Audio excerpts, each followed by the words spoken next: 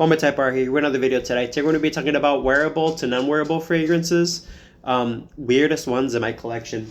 Give me a quick second because I just brought up a good one for this video. We're going to start from wearables to non-wearables. First one on my list, Febe Tendré by Liquides Imaginaries. This is the most wearable, in my opinion, putting this number one as the most wearable. This is like your usual designer, your YSL Y, your Creed Aventus, but the only weirdness about this is that, not that it falls into the Creed Aventus category or Y category, it just goes into that style. It just has a musk essence and animal notes, including with civet, but this comes off kind of nice. And this is wearable for sure. It's just not wearable for those people who do not like animalic scents. So at first, you kind of get this, and I like it, weirdly enough. You kind of have this piss aspect, the animalic pee aspect in this fragrance, but it's not bad because of the fact that you have your usual, we'll use it for this example, YSL Y twist into it. And it's wearable. It's just, once you wait for the dry down to kick in, the animalics kind of come into your skin and give its own style. So this is going to wear very differently to all people. It's going to wear very differently. But if you give it the chance and you let it dry down on your skin, the pee animalic aspect of it goes away. And it's not heavy pee, trust me, it's not. It's just a light animalic pee to it. Very, very light, like a 5%. It's not super, super prominent. You mostly smell the orange, the rose, the cumin, the cardamom, the musk, and the rose. And the suede and the incense so slightly. And then the piss is kind of in the background, but that's number one on my list. Febe Tendré by Liquides Imaginaries for sure. I love this one. In my personal opinion, it's an 8.5 out of 10. If you're getting curious in the animalic sense, definitely give this one a shot, especially if you're interested in the pee aspect, as weird as that sounds. But bear with me. This is about weird fragrances. This isn't about casual wears or daily wears, so there's that. Sardonazo by Nasamato. This is a fragrance that is coffee, musk. As I look for the notes right now, coffee, musk, sandalwood, tobacco, animal notes are very prominent in this one. By awkwardly enough, I like this. I really, really do. And with this one, if you don't like animalic notes, don't get it. Again, we're kind of falling down into the non-wearables. So this is number 2. If you like coffee,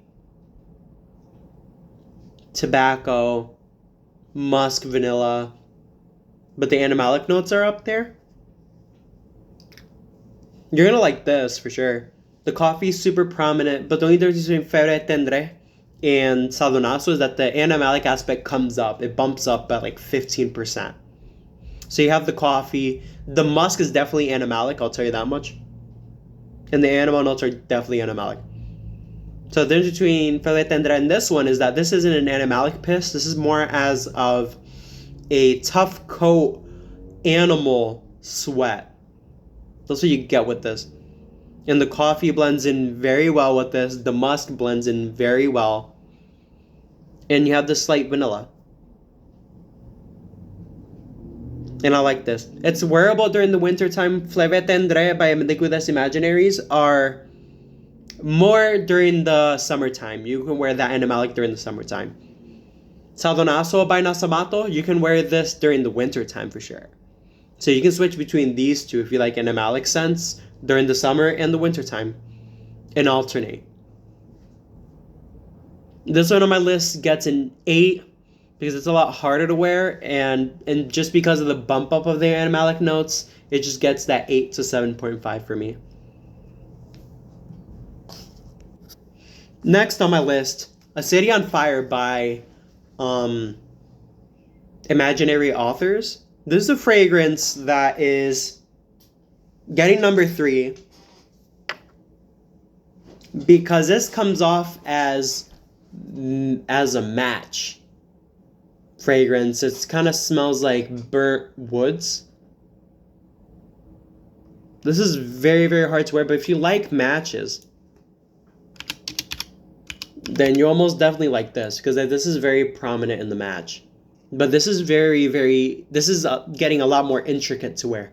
I guess we can go from easy to wear to more intricate to wear, and this is getting in the middle, where you can wear this during the winter time, but it really varies where you're going. Because this, during the cold of the winter, if you're outside taking a stroll in the city, this will smell really good in the brick cold, for sure. But if you're going from cold to like warm temperatures, like inside of a movie theater, if you're just walking around the city and you're expected to be at a certain event for maybe like 5 hours and then going straight home, this wouldn't be it. But if you're going to be outside most of the time, you can most definitely wear this because the cold, the brick cold, the snow outside, the wind is dancing, and the match is just going to give this that like, whoa, like this is really, really good. But definitely hard to wear for sure. So this is why it's in number 3. You get burnt match, juniper, labanum, nard Himalaya, cardamom, and then wild berries. I don't get the wild berries here, but the burnt match is definitely prominent. The labdanum is definitely prominent here. And the cardamom too. I don't get a lot of fruity aspects in this one. This gets like a 7 in my list because it's just hard to wear. And that was A City on Fire by Imaginary Authors. Honorable mention for the third one, T-Rex by Zoologist falls into that category too. So keep that in mind. Very, very hard to wear fragrances, but for sure, I was trying to go with this. But for sure, definitely something nice in the cold time, for sure. Both fragrances are definitely something nice for the cold time.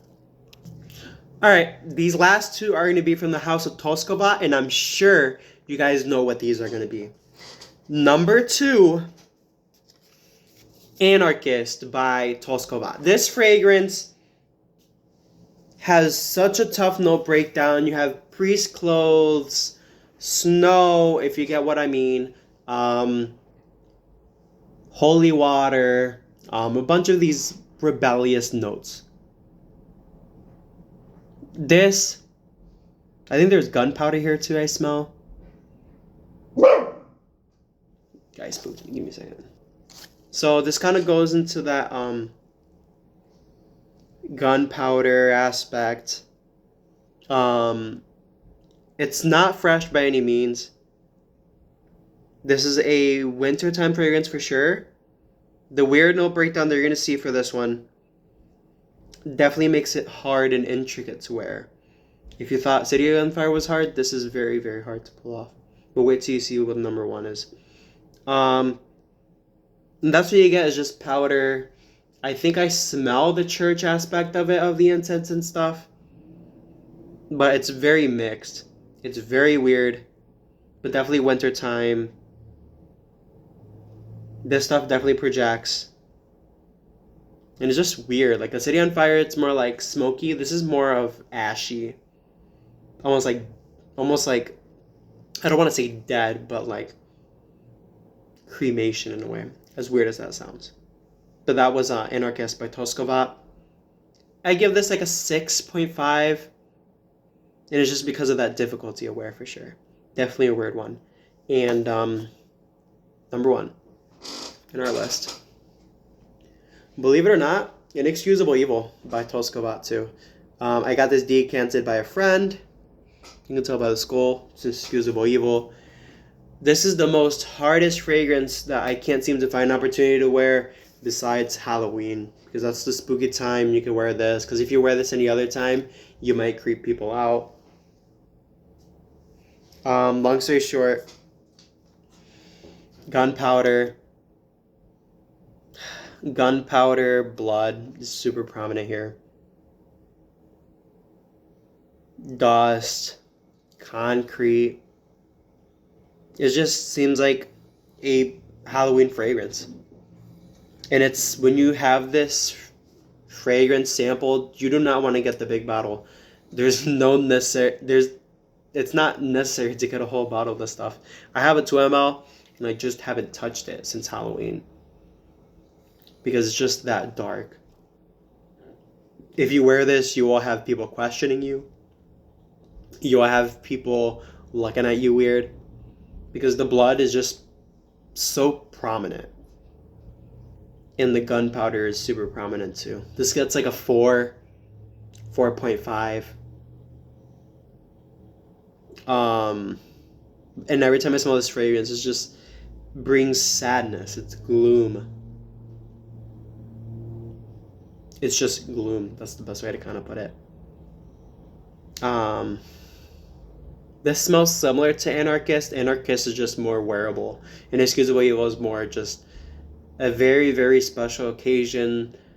Funeral, as weird as that sounds. Funeral, if you're trying to creep people out or drive attention towards you and bring Vietnam flashbacks. I don't know why you would wear an Inexcusable Evil to a funeral, but this smells like a funeral.